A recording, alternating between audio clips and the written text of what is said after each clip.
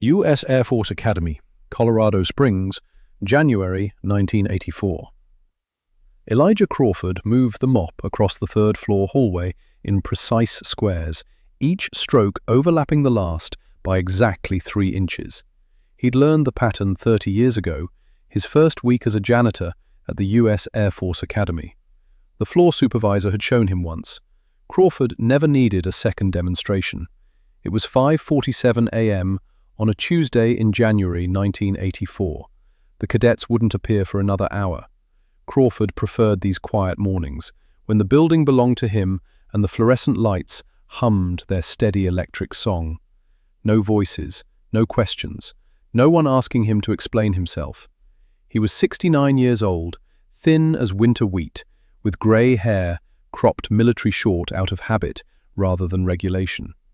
His hands were weathered, knuckles swollen from arthritis that got worse each winter. The tuberculosis in his lungs, diagnosed 40 years ago in a German prison camp, made him wheeze when he climbed stairs, but the work was manageable. Mop floors, empty trash, keep the academy clean for young people who would become officers and lead soldiers, and maybe die in wars that hadn't started yet. Crawford reached the display case mounted on the east wall and stopped mopping. The case held photographs and plaques honoring Air Force Academy graduates who had received the Medal of Honor. 11 men total, spanning Vietnam, Korea, and World War II. Their faces looked out from behind glass, frozen at the moment of their official portrait, most of them young, all of them serious. The bottom right photograph showed a man in an army uniform from 1944. The placard beneath read, "Elijah Crawford, Private First Class, U.S. Army Company 1st, 142nd Infantry Regiment, 36th Infantry Division, Altavilla, Italy. September 13th, 1943. Medal of Honor, posthumous." Crawford stared at his own face, 40 years younger, looking back at him from behind glass. The army photographer had made him sit still for 3 minutes while adjusting the camera. Crawford remembered being irritated. He'd wanted to get back to his squad, back to cleaning his rifle, back to the familiar routines of infantry life. That photograph had been taken in August 1943, 1 month before Altavilla, 1 month before everything changed. A cadet walked past, boots clicking on the polished floor, moving fast toward the stairwell.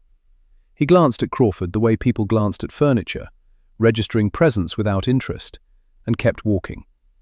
The cadet had probably walked past this display case 100 times, probably knew the names by heart for some military history exam, probably never imagined that one of those names belonged to the old man mopping floors.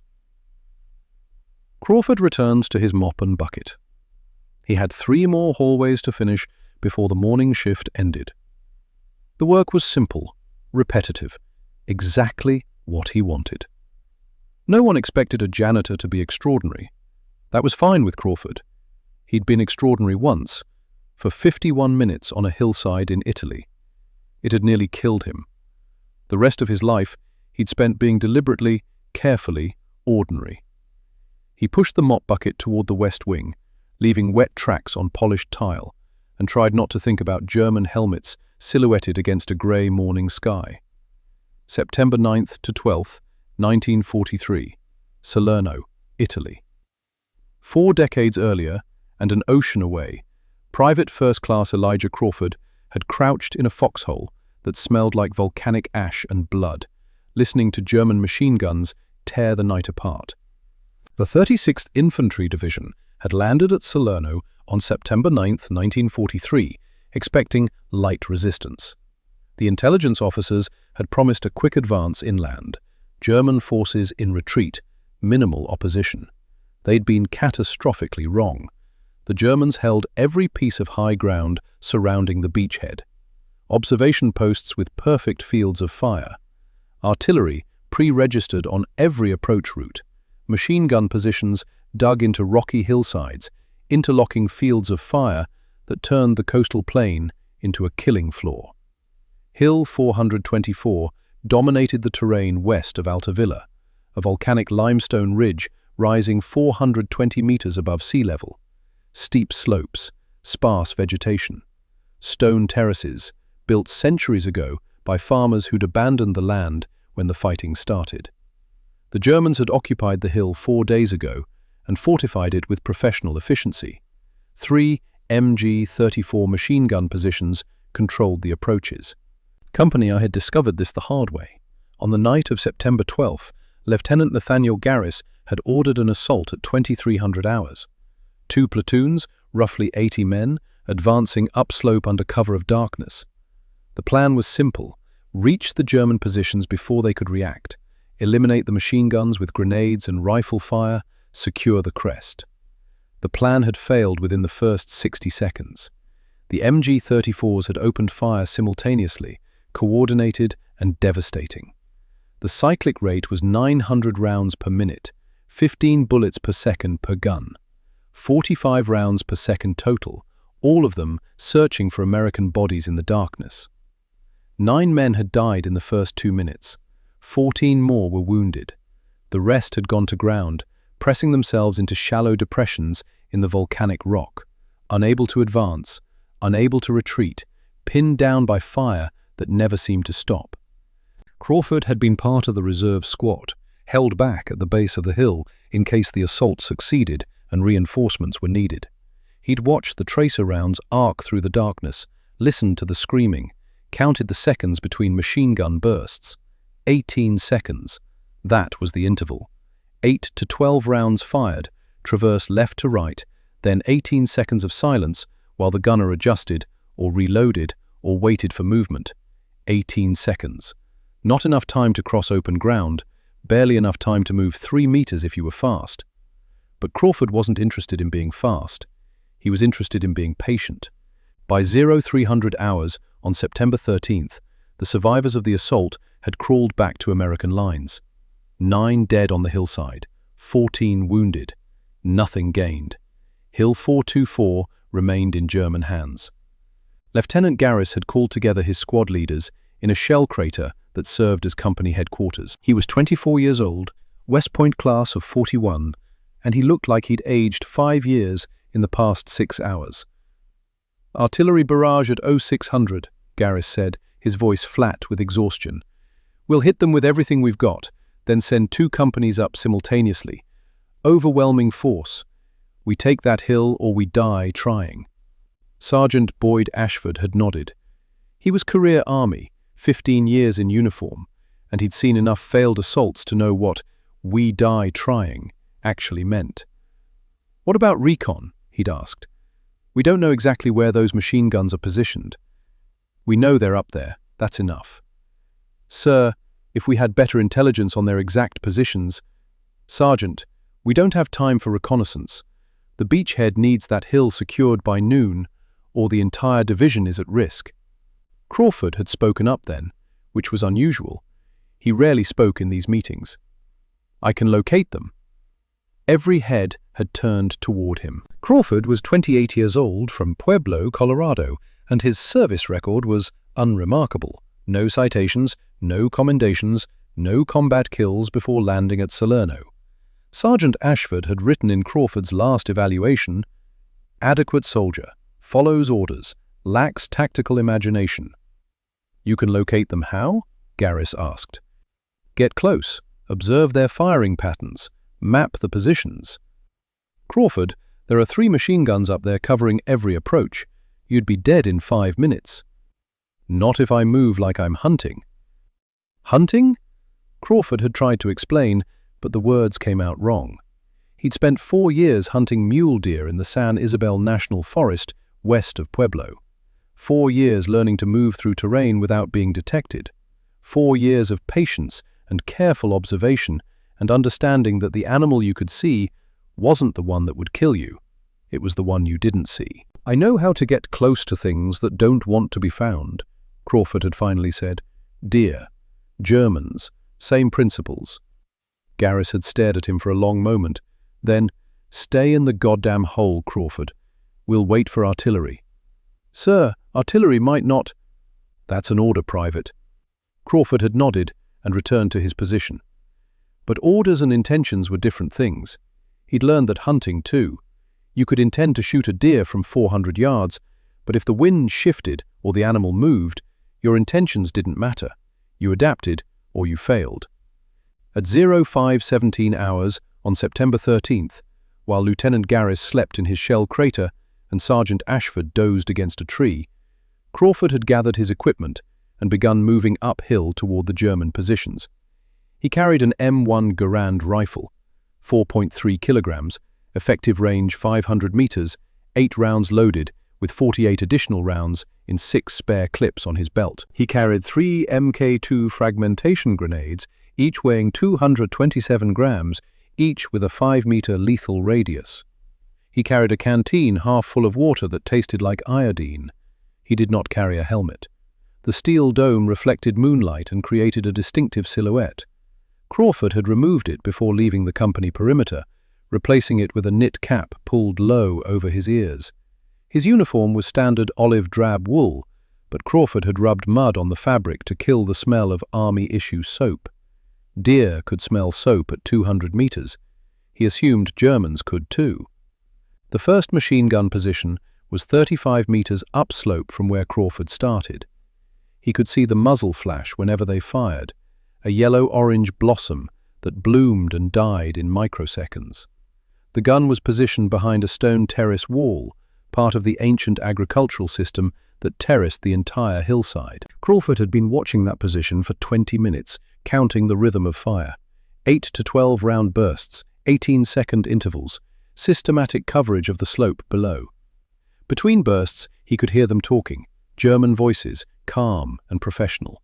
They weren't afraid, they were just doing their job, and they were good at it. Crawford began moving at 05:23 hours. Not crawling, not low crawling, just sliding forward on his stomach, elbows pulling his body over volcanic rock, inches per minute. He kept his face turned right so the pale skin of his cheek wouldn't reflect ambient light. He breathed through his mouth to avoid the whistle of air through nostrils. Every 10 meters, he stopped and waited, listening. The machine gun fired again, 12 rounds. Crawford counted the seconds until the next burst. 18. Exactly. He moved during the silence, froze during the firing. Patient, methodical. The way his father had taught him to approach a bedded mule deer in aspen groves at 7,000 feet, where one wrong sound meant going home empty. Crawford covered the first 20 meters in 18 minutes. The second and third machine guns were somewhere upslope, maybe 75 meters higher, positioned to provide mutual support and cover any dead ground the first gun couldn't reach. Crawford couldn't see them yet. He would have to eliminate the first position before he could locate the others. At 05:44 hours, Crawford reached the stone terrace wall. The machine gun was 4 meters to his left, barrel protruding through a gap in the stones. He could see the gunner's shoulder, the assistant gunner feeding an ammunition belt from a metal container, a third soldier sitting with his back against the wall, smoking a cigarette. 3 men, professional soldiers, doing exactly what they'd been trained to do. Crawford pulled a grenade from his belt. The Mk2 had a 4 to 5 second fuse. At 4 meters, the fragments would kill everyone behind that wall, but the explosion would alert the other 2 gun crews upslope. Crawford would have maybe 10 seconds before they opened fire on his position. 10 seconds to locate the second gun, reach cover, and start the process again. He pulled the pin, let the spoon fly with its distinctive metallic ping, counted 2 seconds while the fuse burned, threw the grenade over the wall. It landed behind the machine gun with a sound like metal striking stone. One German voice shouted something sharp and urgent. Then the grenade detonated. The explosion was a pressure wave and a sound like the sky tearing. Dirt and fragments blew outward. Crawford saw one German soldier thrown backward, arms loose, already dead. Crawford didn't wait to confirm the others. He was already moving right, paralleling the terrace wall, heading for an outcrop of rocks 15 meters away. He reached it 3 seconds before the second machine gun opened fire. The rounds hit the terrace wall where Crawford had been lying, chipping stone, sending fragments spinning through the darkness. Crawford pressed himself into the rocks and listened. The second gun was firing from upslope and to the left, maybe 60 meters. The sound echoed off the hillside, making precise location difficult. But Crawford didn't need precision yet. He needed direction and distance. He had both. The sky was turning grey. Dawn would arrive in 20 minutes. After that, concealment would become impossible. German observers on the crest would see him moving and direct fire onto his position. Crawford had to finish before first light. He began climbing. The hillside was a topographic nightmare. Stone terraces every 10 to 15 meters, each one a meter high, built to catch rainfall and create level planting surfaces on the steep volcanic slope. Crawford used them like a deer used terrain, staying in the dead ground, moving when the angle masked him, always keeping some piece of earth between himself and the guns above.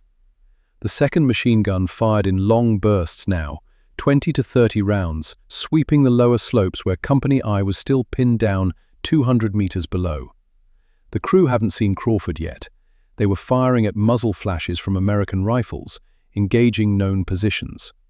Crawford climbed through the terrace system, pulling himself over each stone wall with his elbows, crawling across the narrow dirt strips behind them. The volcanic soil was loose here, a mixture of weathered stone and organic matter that smelled like iron. Every movement produced small scraping sounds, gravel shifting beneath his weight.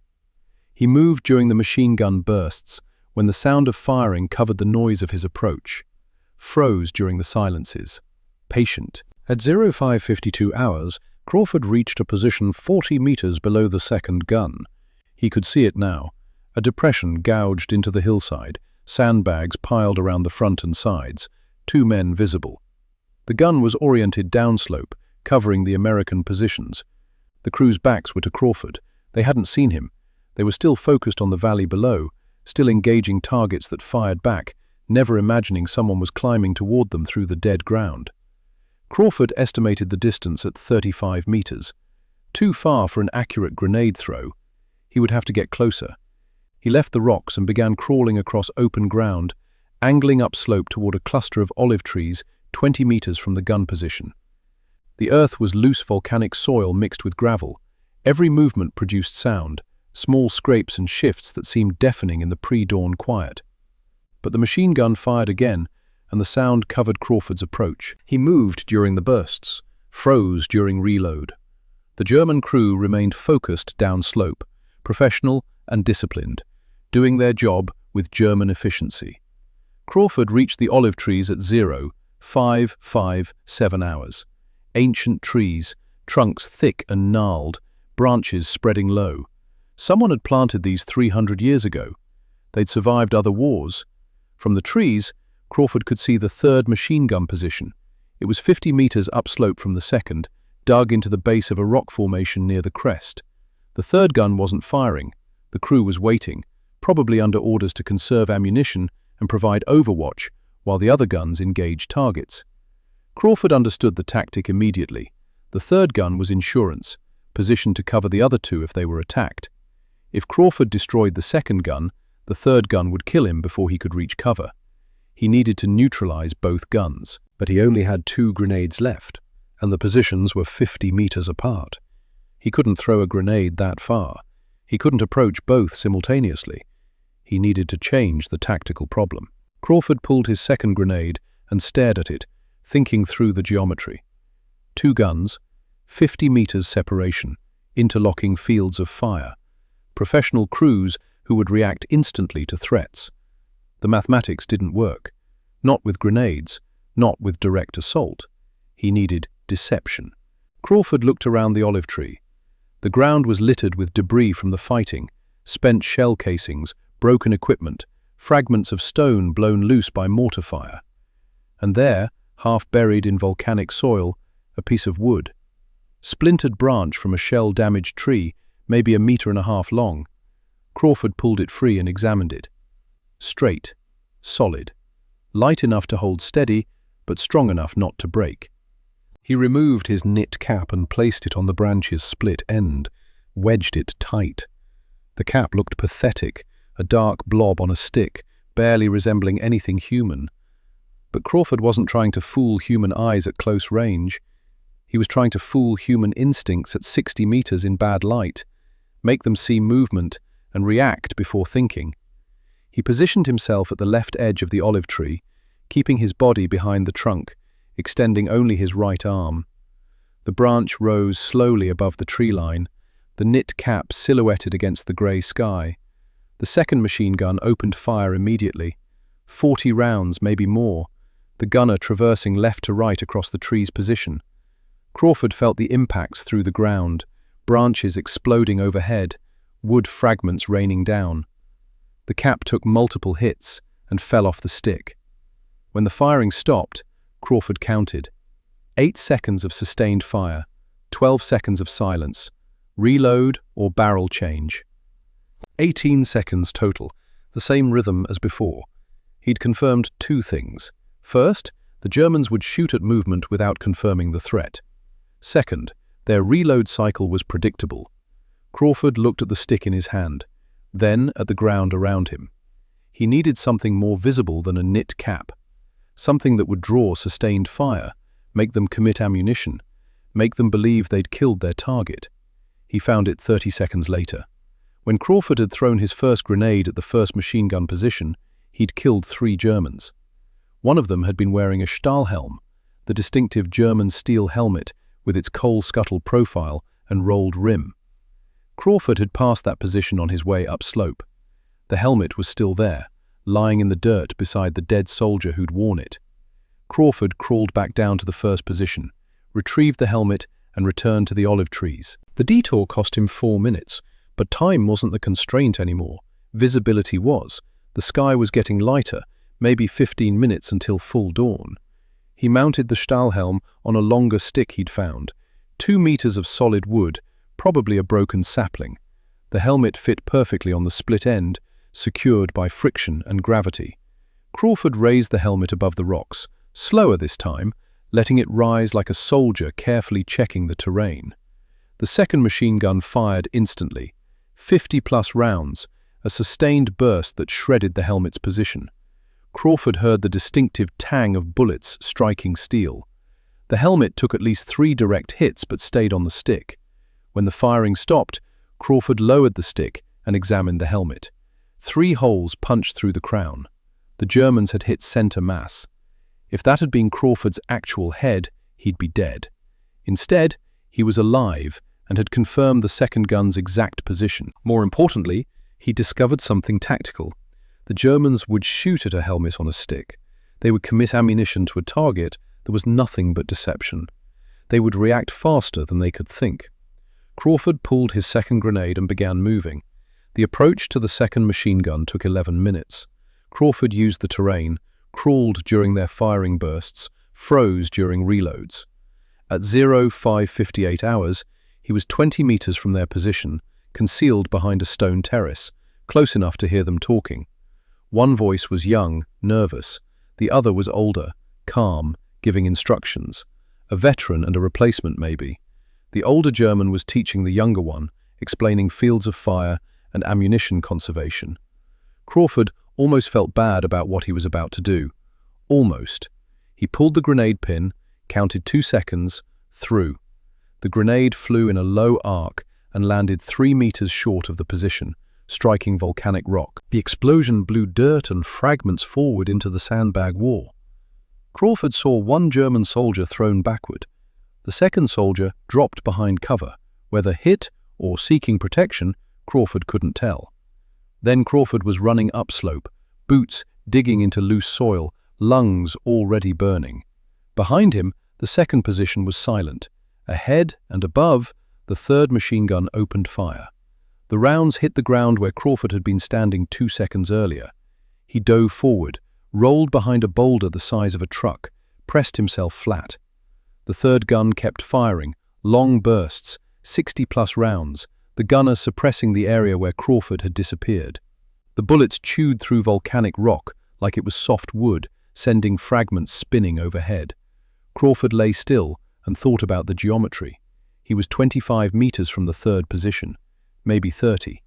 Close enough to use the rifle, except the gun was dug in behind sandbags with overhead cover.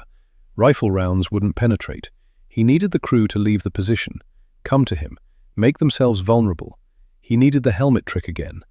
Crawford found another stick, shorter this time, maybe a meter, but it would work.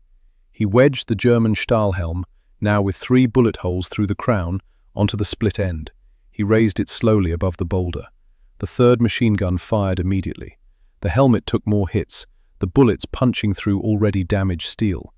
Crawford counted the rounds. 60, 70. The gunner was burning through his ammunition belt, making absolutely sure of the kill. When the firing stopped, Crawford let the stick fall. The helmet clattered onto the rocks behind the boulder, visible from the gun position, no longer moving. He waited. 30 seconds. A minute. Then he heard it. Boots on rock. Someone approaching from the gun position, moving carefully, weapon ready. The German was coming to verify his kill, to check the body, to make sure the American was actually dead. Crawford shifted his weight, bringing the M1 Garand around from his back.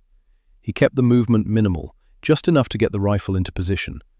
8 rounds of .30-06 Springfield, effective range over 500 meters. Current target distance, less than 15. A German soldier appeared at the right edge of the boulder, young, maybe 20, field grey uniform, Kar 98K rifle at low ready. His eyes went to the fallen helmet first, searching for the body that should be attached. Crawford shot him through the head. The Garand's report echoed across the hillside. The German dropped instantly. Crawford was already moving, shifting to the opposite side of the boulder, anticipating reaction from the gun position. Another German appeared at the left side of the third position, head and shoulders visible above the sandbags, scanning for the rifle shot's source. Crawford fired. The soldier fell back. The machine gun opened fire again, wild and undisciplined, the gunner unable to see his target but firing anyway. Crawford rolled left, found new cover 5 meters away. The MG-34 kept firing, achieving nothing. When the gun went silent for reload, Crawford heard voices. Urgent German, 2 men shouting coordinates or instructions. Then boots on rock. They were abandoning the position, trying to flank, attempting to get an angle on Crawford's location. Sound tactics. But Crawford had been hunting animals that could smell fear at 200 meters and hear a rifle bolt at half a mile. 2 German soldiers moving through rocks sounded like a freight train. He let them come. They appeared through a gap in the terrain 15 meters away, 2 soldiers in field grey, rifles raised, moving in a tactical wedge. Crawford rose and fired 4 rounds in 2 seconds. Both Germans went down. The M1 Garand's on-block clip ejected with its distinctive ping. Crawford dropped behind cover, pulled a fresh clip from his belt, reloaded. 8 rounds loaded and chambered in under 3 seconds. He waited, listening. No more movement, no more voices. Crawford moved forward in a low crouch, rifle ready, and reached the third machine gun position. Empty. 4-man crew, 2 dead from rifle fire, 2 fled upslope toward German lines. The MG-34 sat unmanned, barrel still warm, ammunition belt half-loaded. Crawford turned and looked downslope. Company I was advancing, soldiers moving through the positions he'd cleared. He could see Lieutenant Garris near the front, directing movement with hand signals. Crawford checked his watch.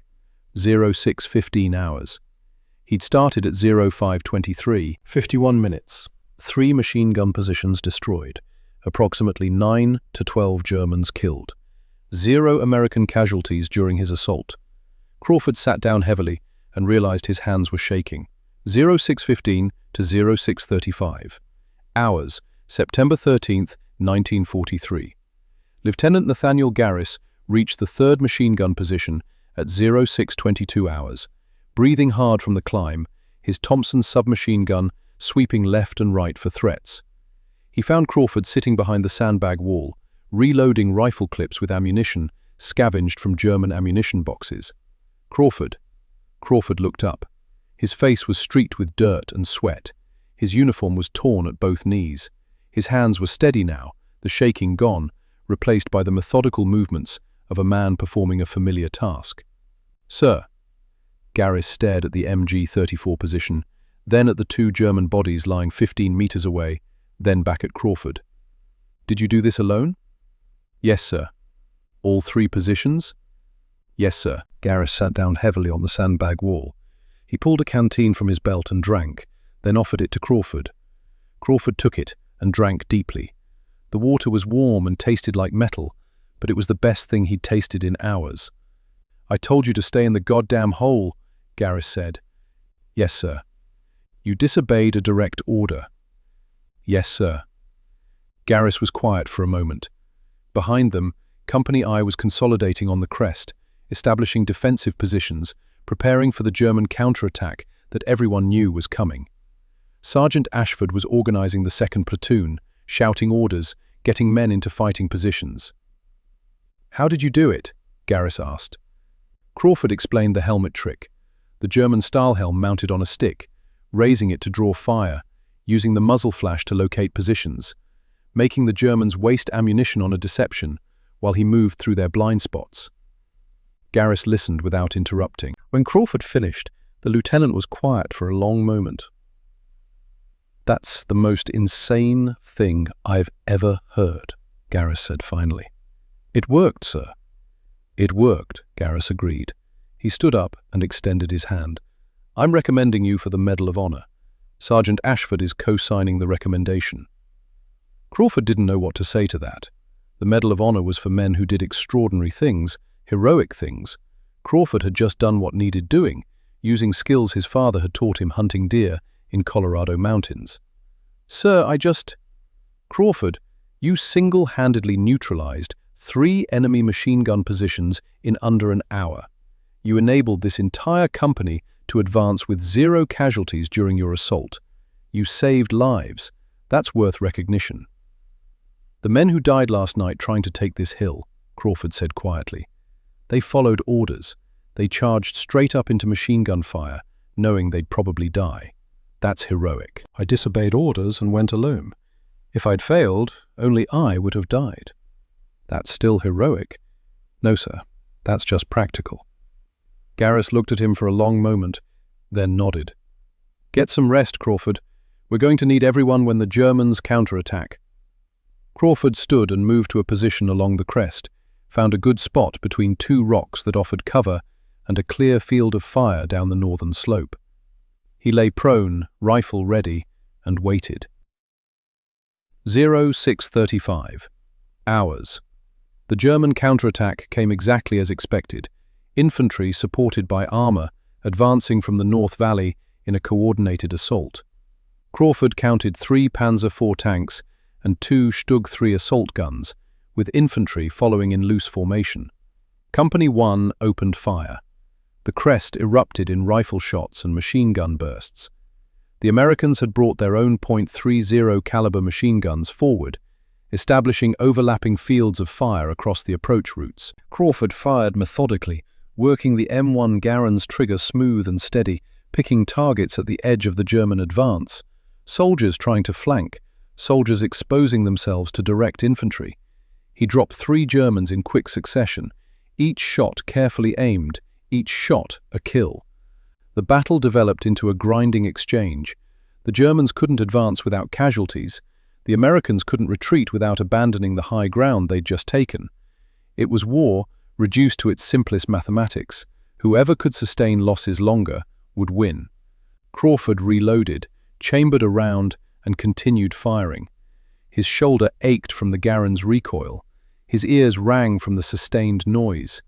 But his hands were steady, and his breathing was controlled, and he killed Germans with the same methodical patience he'd used hunting deer. At 06:42 hours, Crawford saw the wounded soldier. Private Daniel Miller, 2nd Squad, Company I. Crawford didn't know him well. They'd shipped over on the same transport, but had barely spoken. Miller was lying in the open 30 meters north of the American lines, both legs hit, unable to move. He must have been wounded early in the counterattack, tried to crawl back to friendly lines, lost strength part way. Now he was exposed, no cover, Germans advancing toward his position. Miller saw Crawford looking and raised one hand, not waving, just acknowledging. His face was pale, his eyes wide. He knew what was coming. Crawford made his decision in less than a second.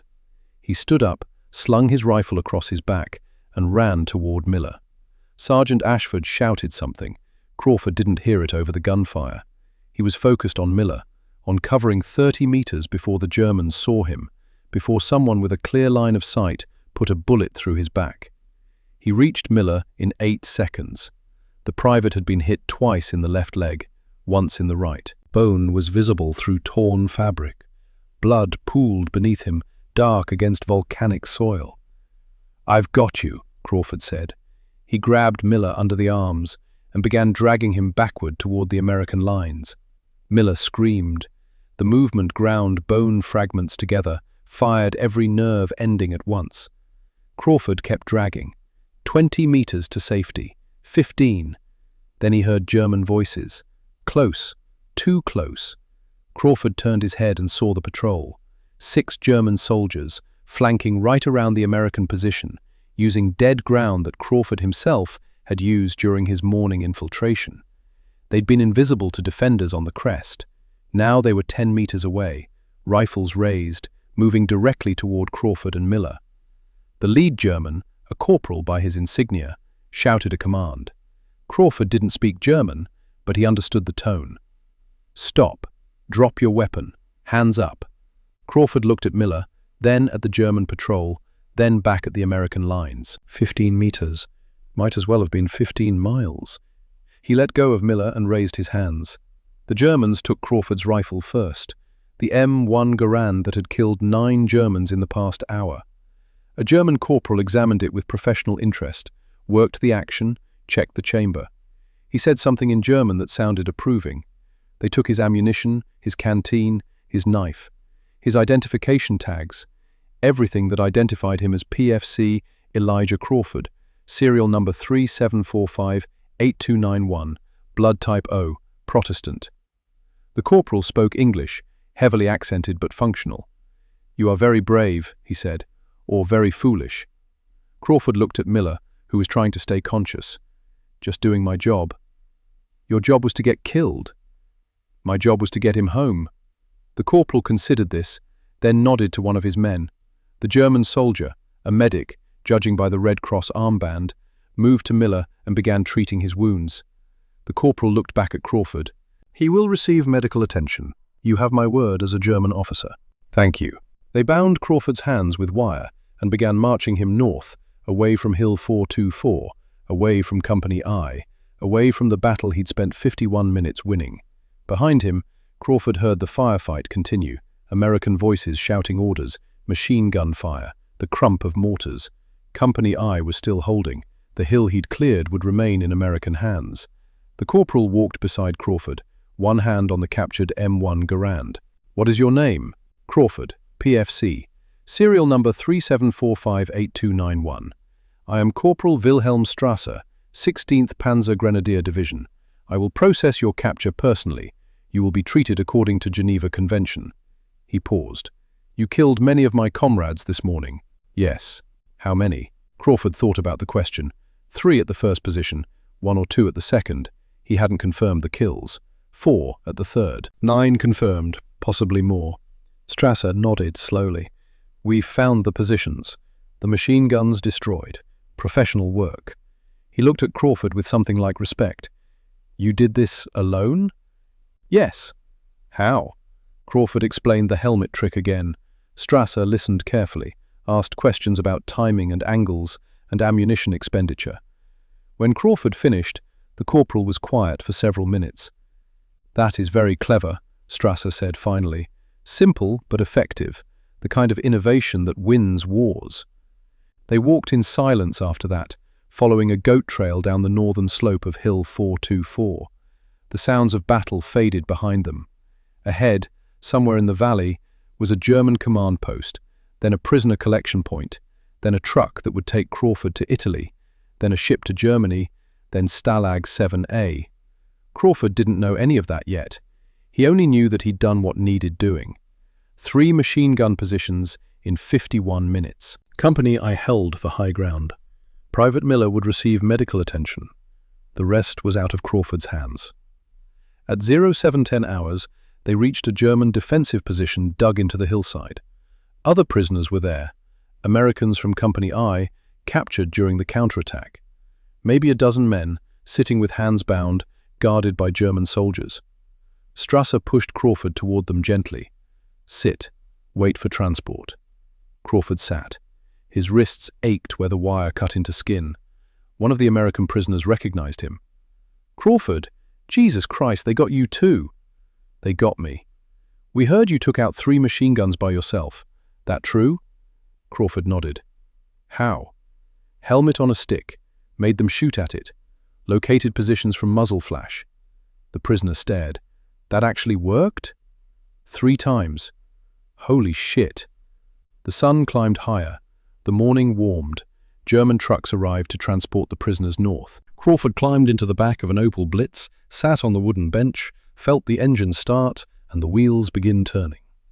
Through the canvas cover, he caught one last glimpse of Hill 424. Company I was still there, still holding the crest, still defending the position that Crawford's 51 minutes had secured. It was enough. The truck drove north, and Elijah Crawford disappeared into captivity, carrying with him the memory of 3 German helmets, silhouetted against a grey morning sky. Stalag 7, A, Moosburg, Bavaria, Germany. November 1944, 14 months after capture. The wood scrap was birch, maybe 8 inches long and 4 inches wide, salvaged from a broken packing crate that had held Red Cross parcels 2 weeks ago. Elijah Crawford turned it over in his hands, examining the grain. Good wood. Tight growth rings, indicating slow growth in harsh conditions. It would hold charcoal writing without splintering. He sat in the corner of Barracks 17, Block C, his back against the thin wooden wall that separated the sleeping quarters from the latrine. The wall was cold. Everything in Stalag 7A was cold in November.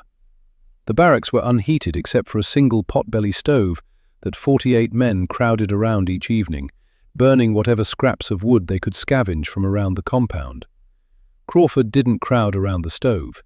He stayed in his corner with his wood scraps and his charcoal pieces pulled from the stove's ash pan when no one was looking.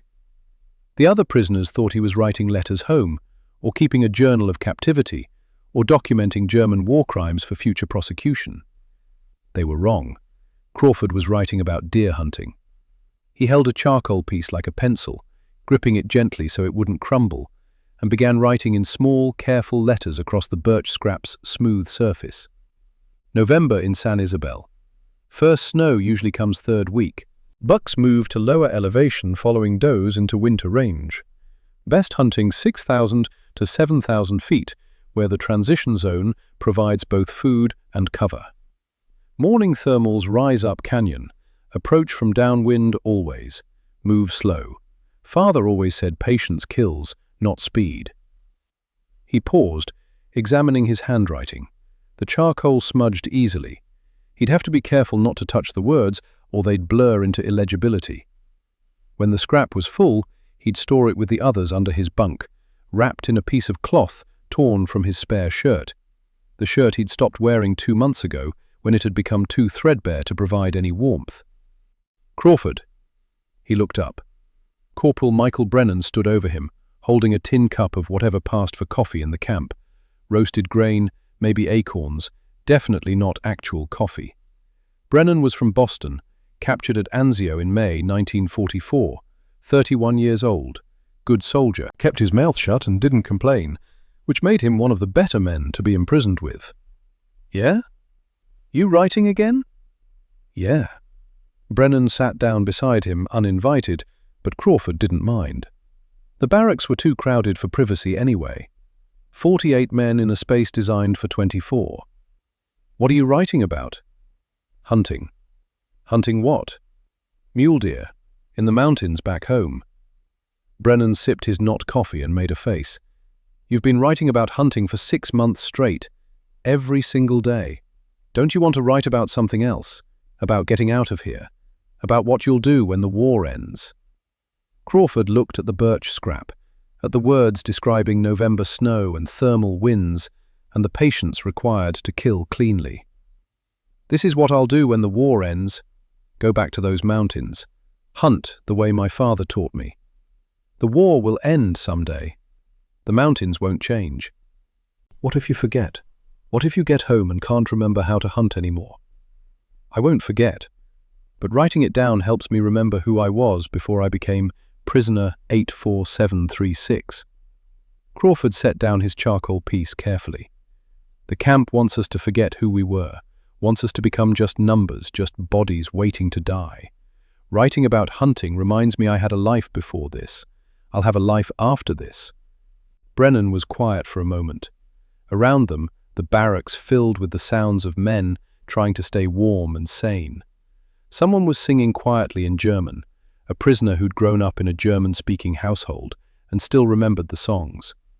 Someone else was arguing about baseball statistics from 1941, insisting that Ted Williams had hit .406 that season, not .403.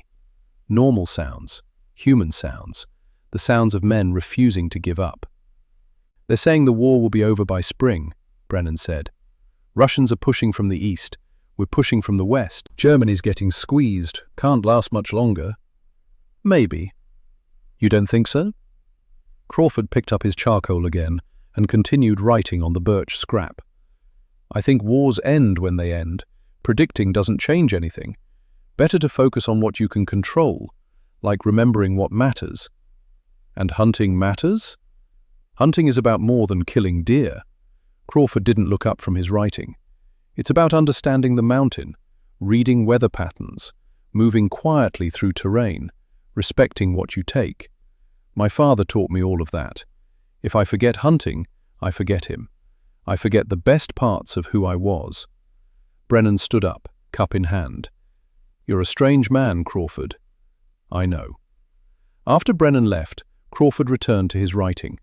He filled the birch scrap with details about tracking in fresh snow, about reading deer sign, about the difference between fresh scat and old scat, about wind direction and scent control. Technical information that had nothing to do with machine guns or grenades, or the 51 minutes that had earned him a Medal of Honor he didn't know existed. When the scrap was full, he set it aside to dry and pulled another from his small collection hidden under the bunk. This one was pine, softer wood, harder to write on without gouging the surface. He started writing anyway, pressing gently with the charcoal. "Shot placement for mule deer. Aim for front shoulder, heart-lung area. High shoulder shot drops them instantly, but damages more meat. Neck shot is risky, small target, high chance of wounding. Father's rule. If you can't make a clean kill, don't take the shot. The animal deserves that respect. We're taking its life to sustain ours. That's a contract. Honor it." The barracks lights dimmed at 2100 hours, part of the camp's energy conservation, though Crawford suspected it was more about controlling the prisoners than saving electricity. He wrapped his wood scraps carefully in the cloth and slid them under his bunk, next to 47 other scraps he'd written over the past 14 months. None of them mentioned Altavilla. None mentioned the helmet trick. None mentioned the war at all. Just hunting, just mountains. Just the lessons his father had taught him about patience and respect and clean kills. Crawford lay on his bunk, wooden slats with a thin straw mattress that provided almost no cushioning, and stared at the ceiling. The tuberculosis in his lungs was getting worse. He could feel it now, a constant ache in his chest, a wheeze when he breathed deeply, occasional flecks of blood when he coughed in the mornings. The camp doctor, a German physician named Dr. Eichenwald, who did his best with no supplies and too many patients, had diagnosed it 3 months ago during a routine sick call. "Pulmonary tuberculosis," Dr. Eichenwald had said in careful English. "Very common in camps, poor nutrition, close quarters, weakened immune systems from chronic stress.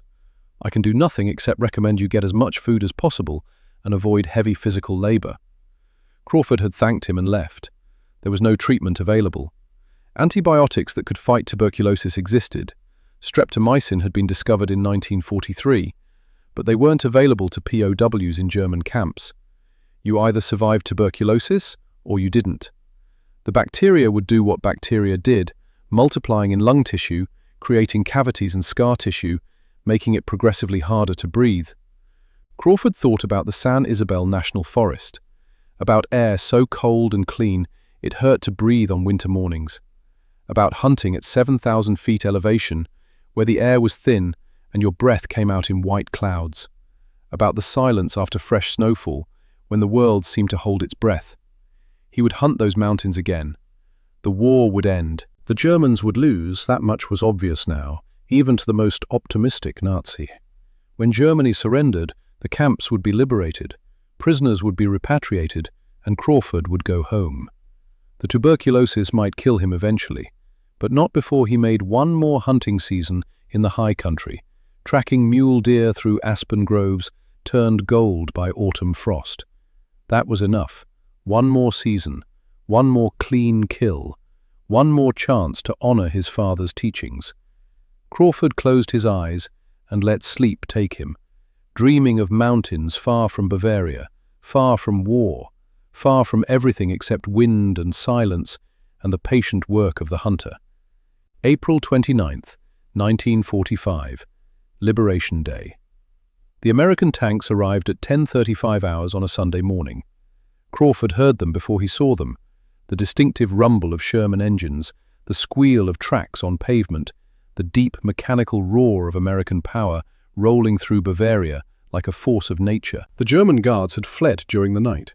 The prisoners had woken at dawn to find the guard towers empty, the gates unlocked, the compound abandoned. No Germans, no orders, no structure. For the first hour, no one had left. Where would they go? They were deep in Bavaria, surrounded by German territory that might or might not still be hostile, weakened by months or years of malnutrition and disease. Better to wait for liberation than wander into the chaos of a collapsing Germany. So they'd waited, and at 10:35 hours, the 14th Armored Division rolled through the main gate of Stalag 7A like liberating angels in steel vehicles. Crawford watched from the barracks doorway as American soldiers dismounted from their tanks and trucks. Young men, well-fed, healthy, wearing clean uniforms and carrying enough ammunition and equipment to fight a small war. They looked at the prisoners with expressions Crawford recognized from hunting, the way you looked at an animal caught in a trap for too long, injured and suffering but still alive, and you had to decide whether to end its misery or try to save it. These soldiers would try to save them. That's what Americans did. A captain approached Barrack 17, moving carefully, speaking gently, the way you'd approach wounded animals that might panic. "You men, American?" Heads nodded. Voices confirmed. Yes, American. Company I, 142nd Infantry, 1st Armored Division, 3rd Infantry Division, 82nd Airborne. Units from across the European theatre, all of them ending up here in Stalag 7A. "Medical teams are setting up in the parade ground," the captain said. "Everyone needs to be examined and documented. We'll get you processed for repatriation as fast as possible." "How many men in this barracks?" 48, Brennan answered. 6 died over the winter, dysentery, pneumonia, 1 from beating by guards. The captain's jaw tightened. He made a note on a clipboard. "Understood. Form up outside when you're ready. No rush. Take your time." Crawford walked outside with the others. The sunlight hurt his eyes after months of dim barracks lighting. He'd lost 32 pounds since capture, dropping from 165 to 133. The tuberculosis had carved out sections of his lungs, leaving scar tissue and reduced breathing capacity. Every breath required conscious effort. A medic examined him in a tent erected beside the parade ground. Young soldier, maybe 23, with a stethoscope and earnest eyes that had probably seen too much death in the past year. "Deep breath," the medic said. Crawford breathed. The wheeze was audible even without amplification. "Again." Crawford breathed again. The medic's expression darkened with professional concern. "How long have you been coughing?" 8 months, maybe longer. "Blood in the sputum?" "Sometimes, usually mornings." "Night sweats?" "Every night." The medic made notes on a form attached to a clipboard. "Probable advanced tuberculosis. You'll need chest x-rays and extended treatment. I'm marking you for immediate hospital transfer and priority medical care." "How long will treatment take?" "Could be months. TB doesn't clear up quickly, especially with the damage I'm hearing in your lungs." The medic looked up from his clipboard. "You might not be going home as fast as you'd like. The disease needs to be treated before you can travel or be around other people." Crawford nodded slowly.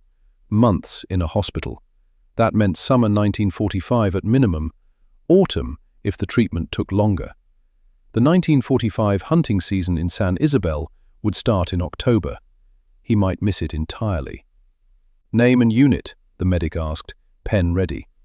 "Crawford, Elijah, Private First Class, serial number 374589291, Company I, 142nd Infantry Regiment, 36th Infantry Division." The medic wrote it down, then paused. He looked up at Crawford with a strange expression. "Crawford from Company 1. Were you at Altavilla?" Crawford felt something cold settle in his stomach. "Yes, September 1943. Were you the one who took out the machine gun positions? The helmet trick?" "Yes." The medic stared at him for 3 full seconds. "They gave you the Medal of Honor. You're famous." Crawford's world tilted slightly. "I'm what?" "Medal of Honor, for single-handedly neutralizing 3 enemy machine gun positions under fire.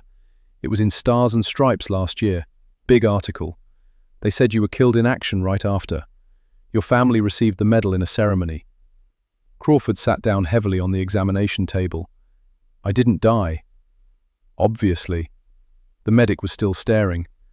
"But the paperwork said you were MIA, presumed dead. When did you get captured?" "Same day as the assault, September 13th, 1943, right after securing Hill 424. I tried to rescue a wounded man from my squad. German patrol intercepted us." "Jesus Christ." The medic set down his clipboard. "You've been listed as dead for 20 months. Your family thinks you're gone.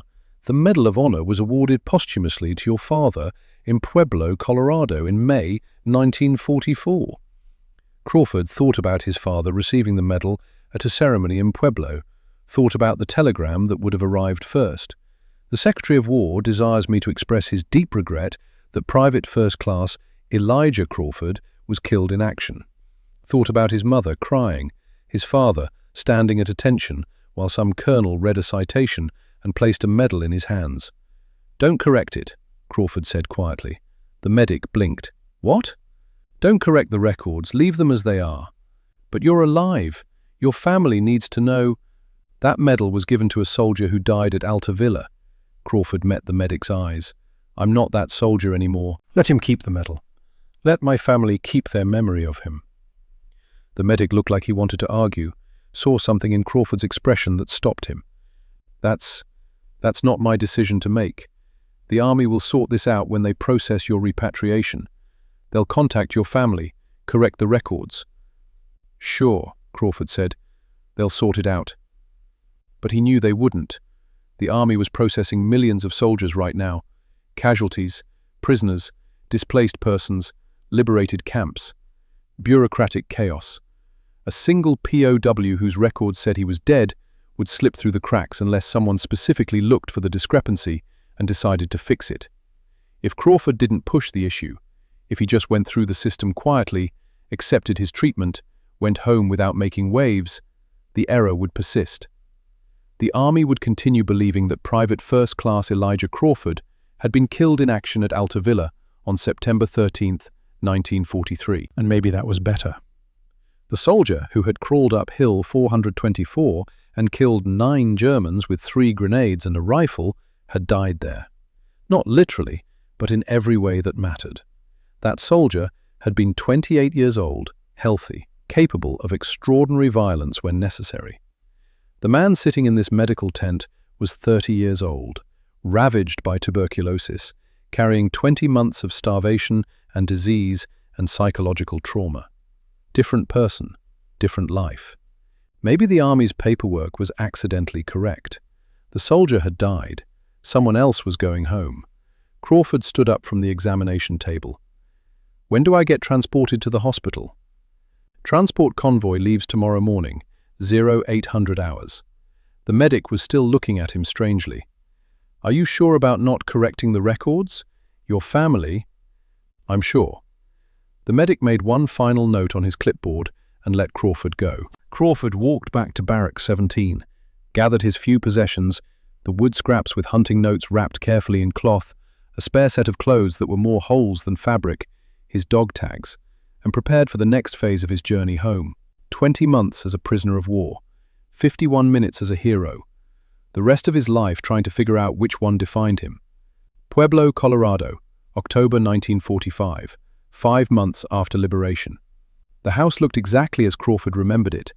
Small, single-story structure, white paint peeling on the south side where the sun hit hardest. The front porch where he'd sat with his father on summer evenings, cleaning rifles and talking about the mountains. The garden his mother tended, now showing signs of autumn decline, dried stalks and empty beds waiting for winter. Crawford stood on the sidewalk for 5 minutes before walking up the path. His duffel bag sat at his feet, containing everything he owned. 3 changes of clothes, his discharge papers, a collection of wood scraps wrapped in cloth and covered in charcoal writing about deer hunting. The front door opened.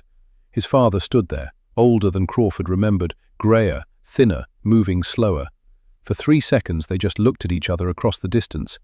Then his father's face crumpled and he came down the steps faster than a 73-year-old man should move. They embraced on the front walk. His father smelled like tobacco and coffee and gun oil, exactly the same as Crawford remembered. Crawford realized he was crying. They both were. "They said you were dead," his father managed to say into Crawford's shoulder. 2 years.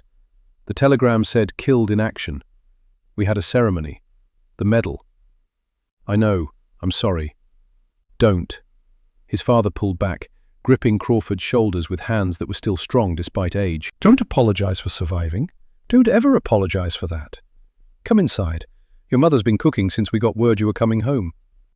The house interior was the same furniture, same photographs on the walls, but there was something new on the mantel above the fireplace, a frame holding a Medal of Honor and a citation signed by President Franklin Roosevelt.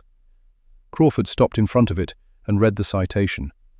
For conspicuous gallantry and intrepidity at the risk of his life above and beyond the call of duty. Private First Class Elijah Crawford, Company I, 142nd Infantry Regiment, 36th Infantry Division, on September 13, 1943, near Altavilla, Italy, single-handedly attacked and destroyed 3 enemy machine gun positions, enabling his company to advance with minimal casualties. Despite intense enemy fire, Private Crawford used improvised tactics and exceptional courage to neutralize fortified positions, killing 9 enemy soldiers and securing strategic terrain. His actions exemplified the highest traditions of military service and reflect great credit upon himself and the United States Army. "We had a ceremony in May 1944, his father said quietly, standing beside Crawford. "The mayor came, half the town. They gave me the medal and said you died a hero in Italy, said you saved your whole company." "I did die," Crawford said softly. "That man died at Altavilla. What came back is someone different." His father looked at him for a long moment, studying his face, his thinned frame, the way he breathed with conscious effort. "The tuberculosis? How did you know?" "I can hear it when you breathe, and you're too thin." "The discharge papers mentioned extended medical treatment?" 3 months in a military hospital. New drug called streptomycin, supposed to kill the bacteria." Crawford turned away from the medal. "It helped enough. I'm alive. The bacteria are still there, probably always will be, but I can function. I can work. Can you hunt?" Crawford looked at his father, surprised by the question. "That's the first thing you ask?" "It's the thing that matters." His father's voice was firm. "Can you walk the high country? Can you climb to 7,000 feet? Can you hold a rifle steady? Can you track and shoot and field dress a deer?" Crawford thought about it honestly. His lungs were damaged. He couldn't run without coughing. Steep climbs left him winded. But walking slowly, pacing himself, resting when needed, that was possible. "Yes," he said, "I can hunt." His father nodded once. "Then you didn't lose what matters. Everything else we can figure out as we go." January 13th, 1946, 3 months later. Helen Whitaker worked the night shift at Parkview Hospital in Pueblo, tending to patients in the tuberculosis ward. The work was difficult. TB patients required careful isolation protocols, monitoring for complications, emotional support through months of treatment that might or might not succeed. She'd been a nurse since 1941, joined the Army Nurse Corps in 1942, served in North Africa and Italy until 1944, when a jeep accident broke her left leg in 3 places and sent her home on medical discharge. Now she was 27 years old, back in Pueblo, trying to build a civilian life from the pieces of her military service. Elijah Crawford had been admitted to the TB ward in November for a follow-up treatment series after his initial therapy at the military hospital. Helen had been assigned to his care. She'd figured out within the first week that Crawford wasn't like other patients. Most TB patients talked constantly about their families, their jobs before the war, their plans for after treatment. Crawford barely spoke. When he did, it was usually to ask for paper and pencil so he could write. She'd looked at his writing once, expecting letters to family. Instead, she found detailed technical notes about deer hunting, paragraphs about tracking techniques, diagrams of shot placement and bullet trajectory, descriptions of mountain terrain and weather patterns, and the behavior of mule deer in different seasons. "You really like hunting," she'd said. "It's what I know." "What about before the war? What did you do?" "Hunted. Worked odd jobs when I needed money. Hunted some more." "And during the war?" Crawford had gone quiet at that question, the way he always went quiet when anyone asked about combat. Finally, "I was in Italy with the 36th Division." "What unit?" 142nd Infantry, Company I. Helen had nodded, not pushing. A lot of veterans didn't want to talk about the war. That was normal, even expected. What wasn't normal was the way Crawford wrote obsessively about hunting, like he was documenting everything he knew before he forgot it. One night in December, during her rounds at 0200 hours, she'd found him sitting up in bed writing by the dim nightlight, his breathing labored from the effort of staying awake. "Can't sleep?" she'd asked. "Never sleep much." He'd set down his pencil. "The ward's too quiet. Makes me nervous." "You prefer noise?" "I prefer wind in trees, creek water running over rocks, the sound of aspen leaves moving. Real silence, not building silence." Helen had sat down in the chair beside his bed. "Where do you hunt?" "San Isabel National Forest, west of Pueblo. Mountains running up to 13,000 feet at the peaks. Mule deer mostly, though there are elk if you go high enough." "Your family hunts?" "My father taught me. His father taught him. Goes back generations in our family." "What happens when you can't hunt anymore? When you're too old, or the tuberculosis gets worse?" Crawford had looked at her with an expression that seemed both sad and determined. "Then I'll have written it all down. Someone else can learn from it. That's why I write. Not for me, for whoever comes after, whoever needs to know how it's done properly." They'd talked until 0300 hours, when Helen needed to finish her rounds. The next night, Crawford had asked if she wanted to read what he'd written. She'd said yes. He'd handed her a stack of papers covered in neat handwriting, technical descriptions of hunting that read like military field manuals, precise and detailed and completely focused on the craft. "You write like you're documenting evidence," she'd said after reading several pages. "Maybe I am. Evidence that I knew how to do something worth doing." In January, Crawford's treatment series ended. The doctors cleared him for discharge with the usual warnings: avoid cold weather when possible, don't overexert, return immediately if he started coughing blood again. He'd packed his few belongings, preparing to leave. Helen had found him in the lobby, dressed in civilian clothes, work pants, flannel shirt, jacket that was too thin for a Colorado winter. "Where will you go?" she'd asked. "Home, my father's house. Look for work somewhere, try to figure out what comes next." "Can I ask you something?" "Sure." "Why don't you ever talk about Italy, about the war?" Crawford had been quiet for a long moment, staring at nothing in particular. "Because the soldier who fought in Italy doesn't exist anymore. He did his job and died. I'm what's left after that." "That doesn't make sense." "It does to me." He'd picked up his duffel bag. "Thank you for taking care of me these past months." Elijah.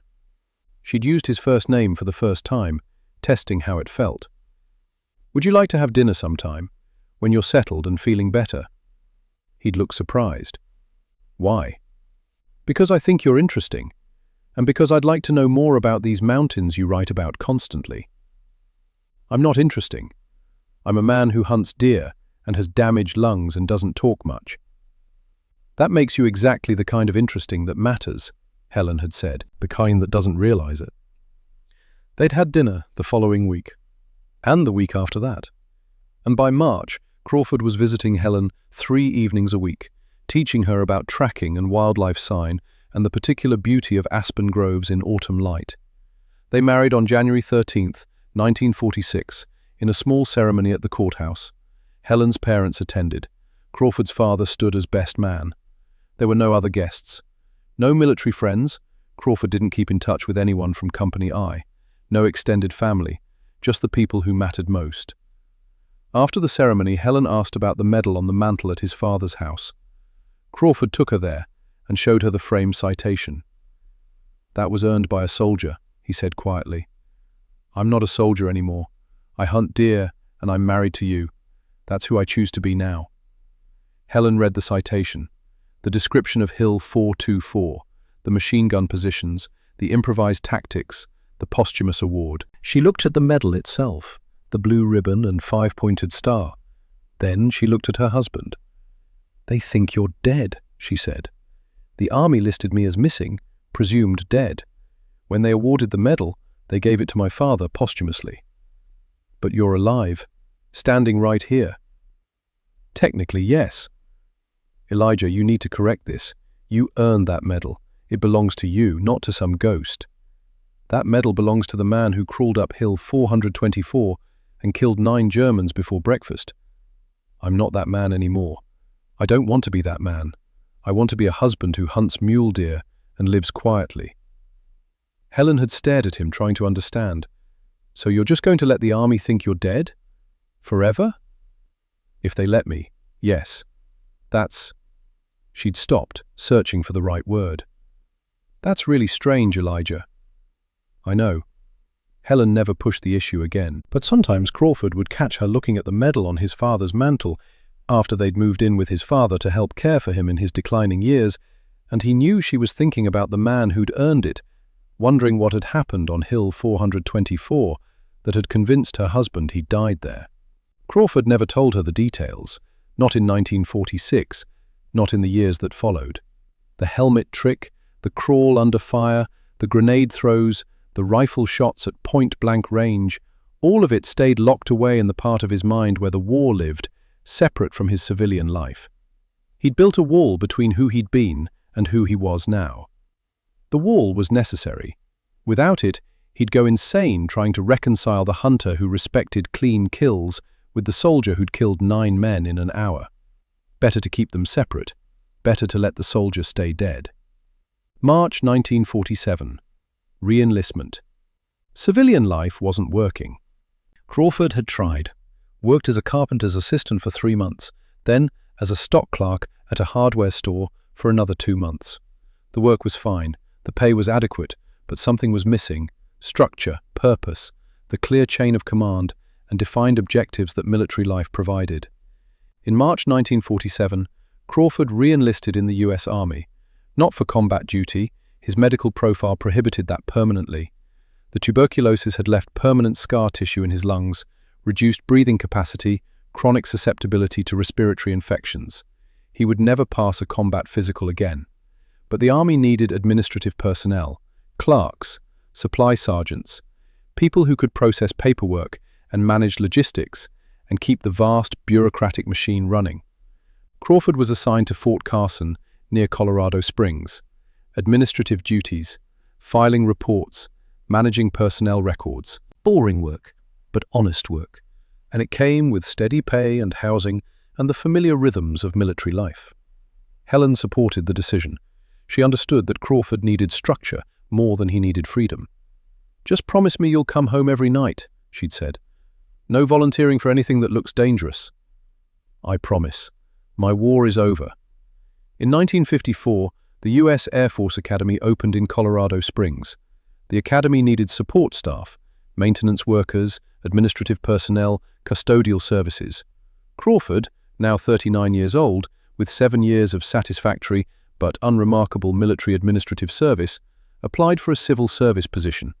He was hired as a janitor, third-floor dormitory maintenance, 4:30 a.m. to 2 p.m. shift, 5 days per week. The work was simple: mop floors, empty trash, clean restrooms, keep the building presentable for cadets who would become Air Force officers. Perfect. Crawford worked as a janitor at the Air Force Academy for the next 33 years. Showed up every morning at 4:30, mopped the same floors in the same pattern, emptied the same trash cans, went home at 2 p.m., spent his weekends hunting in the San Isabel when his health permitted. The cadets never learned his name. He was just the janitor on third floor, part of the background, like the walls and floors and fluorescent lights. Invisible, anonymous, exactly what Crawford wanted. In all those years, he never once told anyone about Hill 424, never mentioned the helmet trick, never spoke about the 51 minutes that had earned him a Medal of Honor that sat in a frame on his father's mantle with the designation posthumous. The dead man's medal. Let it stay that way. U.S. Air Force Academy, Colorado Springs, January 1984, 30 years later. Cadet Marcus Dunbar was 22 years old, senior year at the Air Force Academy, military history major with a 3.7 GPA, and hopes for a commission followed by assignment to Strategic Air Command. His senior thesis was due in April. The topic he'd chosen in September had seemed straightforward. Medal of Honor recipients from Colorado, a historical analysis. Colorado had produced 68 Medal of Honor recipients across multiple wars, from the Civil War through Vietnam. Dunbar would research their actions, analyze commonalities, draw conclusions about heroism and military culture. Clean academic project with clear structure. Should write itself. Except one recipient kept bothering him. Elijah Crawford, PFC, Company 1, 142nd Infantry Regiment, 36th Infantry Division, Altavilla, Italy, September 13, 1943. Posthumous. The citation described extraordinary individual action, single-handedly destroying 3 machine gun positions under fire using improvised tactics, enabling his company to seize Hill 424 with minimal casualties. The medal had been awarded posthumously in 1944 after Crawford was listed as missing in action, presumed dead. Standard heroism narrative. Except 3 details didn't fit. First, no body had been recovered. The citation said, killed in action, but German records that Dunbar had found in the National Archives indicated several Americans from Company I had been captured on September 13, 1943. Was Crawford among them? Second, the tactics described, using a helmet as a decoy to draw fire, didn't appear in any U.S. Army field manual prior to 1945, but post-1945 infantry manuals specifically referenced Altavilla tactics and recommended decoy techniques for locating enemy positions.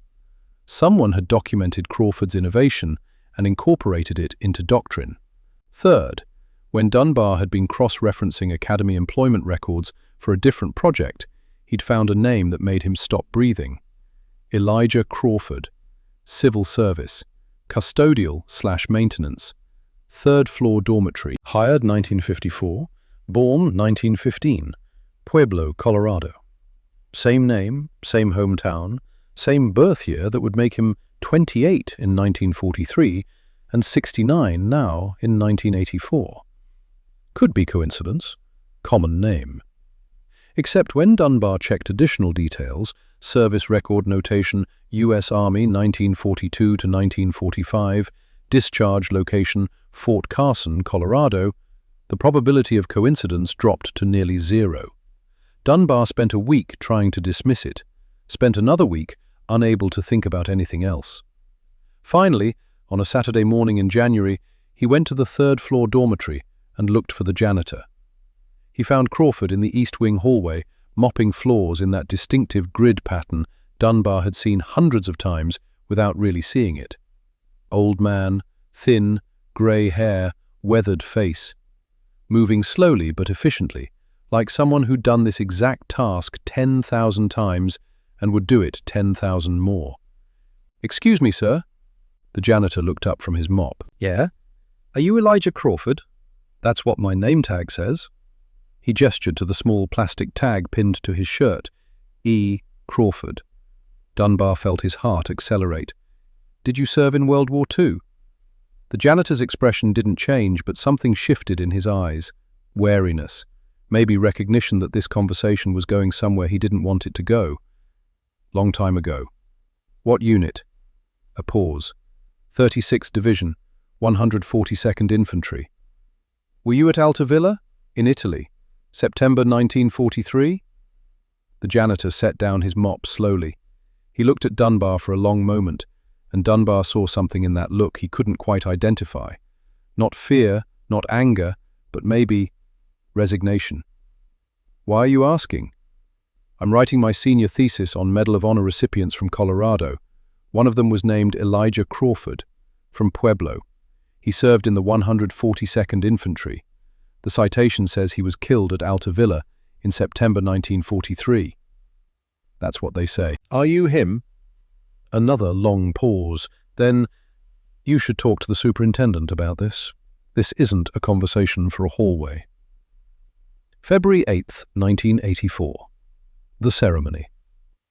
The parade ground at the U.S. Air Force Academy could hold 4,000 cadets in formation when necessary.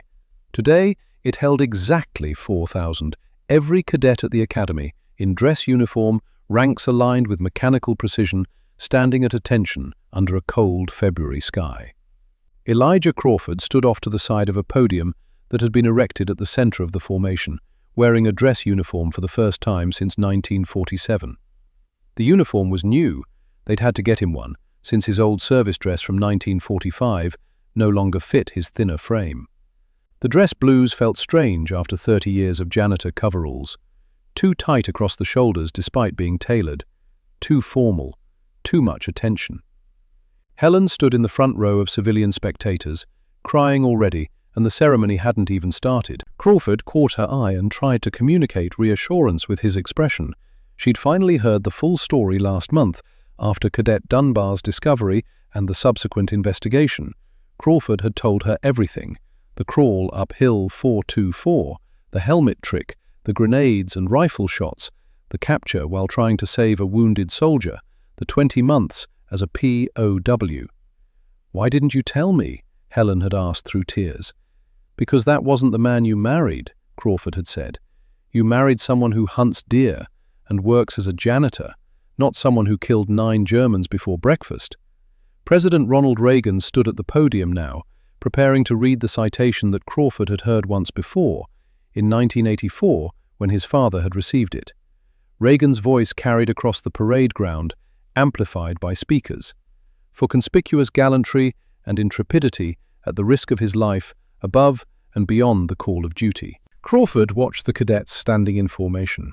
4,000 young people who would become Air Force officers, who would lead troops and make decisions and possibly die in wars that hadn't started yet. Some of them were looking at him, the old janitor they'd walked past 1,000 times without really seeing, trying to reconcile the elderly man in dress blues with the soldier described in the citation. Private First Class Elijah Crawford, on September 13, 1943, near Altavilla, Italy, single-handedly attacked and destroyed 3 enemy machine gun positions. Crawford's mind wandered to San Isabel National Forest, to hunting at 7,000 feet where the air was thin and cold, to the patience required to track mule deer through aspen groves, to his father's lessons about clean kills and respect for what you took. That's what he wanted to be remembered for, not the war, not the killing, the hunting, the mountains, the quiet discipline of doing difficult things properly. Using improvised tactics and exceptional individual courage, the helmet trick. That's what they were really talking about. The simple deception that had worked 3 times because it exploited trained responses. German gunners had been taught to shoot at movement. Crawford had given them movement to shoot at, but the movement wasn't him. By the time they realized the deception, It was too late. Simple, effective, repeatable. Killed 9 enemy soldiers and secured strategic terrain, enabling his company to advance with 0 casualties. 9 Germans. 9 young men who'd been doing their jobs, following orders, defending positions they'd been ordered to hold. Professional soldiers. Crawford hadn't hated them. Still didn't. They'd been on opposite sides of a war neither of them had started. Exemplifying the highest traditions of military service and reflecting great credit upon himself and the United States Army. Reagan finished reading and approached Crawford. He held the Medal of Honor, the same medal that had been sitting on Crawford's father's mantle for 40 years, the one marked posthumous. Reagan placed it around Crawford's neck for the second time, first time in person. The blue silk ribbon felt light against his uniform collar. The 5-pointed star hung heavy on his chest. The cadets stood and applauded. 4,000 hands clapping in a parade ground. The sound was enormous, echoing off the surrounding buildings, rolling across the Colorado landscape. Crawford stood at attention and wished desperately that he was anywhere else, hunting in San Isabel, mopping floors in an empty building, sitting quietly with Helen at home. Anywhere but here, being celebrated for 51 minutes of violence 41 years ago. The applause finally ended. Crawford remained at attention until Reagan shook his hand and released him. Then the formation was dismissed, and people crowded around. Cadets wanting to shake his hand, officers congratulating him, reporters asking questions. One reporter pushed through the crowd. "Mr. Crawford, how does it feel to finally receive your medal in person?" Crawford thought about the question. "I received it 40 years ago when they gave it to my father. Today is just paperwork correction." "What do you want people to know about your actions at Altavilla?" "That simple tactics work when complex plans fail. That innovation matters more than firepower sometimes. That a helmet on a stick saved American lives because it made German soldiers react before they could think." "Do you consider yourself a hero?"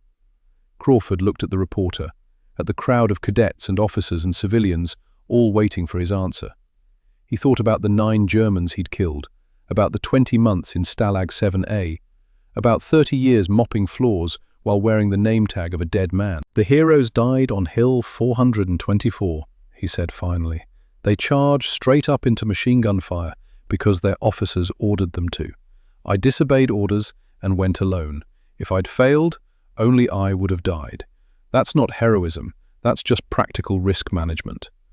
The reporters wrote that down, but Crawford could see they didn't understand. They wanted a story about courage and sacrifice and selfless service. He'd given them a story about hunting tactics applied to combat, about exploiting enemy training, about doing what needed to be done because no one else was going to do it. Not the same thing. Cadet Dunbar found Crawford after the reporters dispersed. "Sir, I wanted to thank you for letting me discover this, for not staying hidden forever." "I wasn't hiding," Crawford said. "I was living a different life. There's a difference." "Will you keep working at the academy?" "Until I retire in 3 years. Then I'll go home, hunt as long as my lungs allow, and try to write down everything my father taught me, so someone else can learn it after I'm gone." "You're still writing about hunting?" Crawford pulled a folded piece of paper from his uniform pocket, notes he'd written that morning about tracking in snow, old habits dying hard, even on the day of his Medal of Honor ceremony. "Every day. The war was 51 minutes. Hunting has been my whole life. I know which one matters more." March 1987. Retirement. Elijah Crawford retired from the U.S. Air Force Academy in March 1987 after 33 years of civil service. They gave him a plaque and a certificate and a small ceremony attended by Academy officials who'd only learned 3 years ago that their janitor was a Medal of Honor recipient. He was 72 years old. The tuberculosis had left him with 40% lung capacity.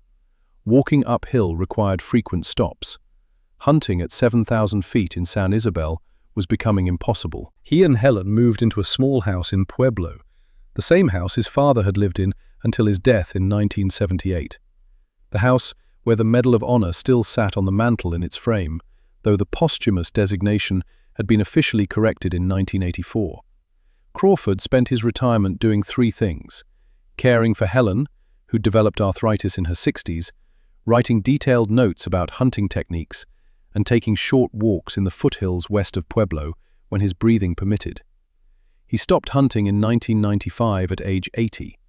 His lungs couldn't handle the elevation anymore, but he continued writing about hunting until the year he died. Detailed technical notes about tracking, shot placement, field dressing, weather reading, deer behavior, everything his father had taught him, documented for whoever came after. March 15, 2000. The end. Elijah Crawford died at 04:37 hours on a Wednesday morning at his home in Pueblo. He was 85 years old. The tuberculosis that had been diagnosed in the Stalag 7A 56 years earlier had finally accomplished what German machine guns never could. It stopped his breathing permanently. Helen was with him at the end. So was his hunting journal from Stalag 7A, the 48 wood scraps that Cadet Dunbar had retrieved from the National Archives in 1984. The scraps were framed now, hanging on the bedroom wall where Crawford could see them every morning when he woke up.